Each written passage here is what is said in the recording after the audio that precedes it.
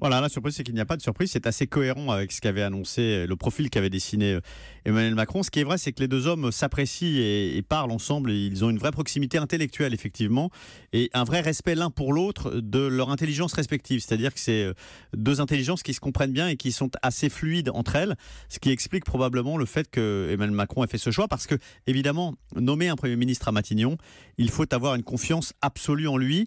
Parce qu'évidemment, vous savez que quelqu'un qui rentre à Matignon, qui a votre âge et qui est jeune comme ça, peut aussi nourrir d'autres ambitions. On l'a vu par le passé, il n'y a pas si longtemps.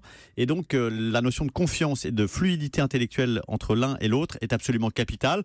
Emmanuel Macron, visiblement, a cette garantie. C'est pour ça qu'il nomme Édouard Philippe avec...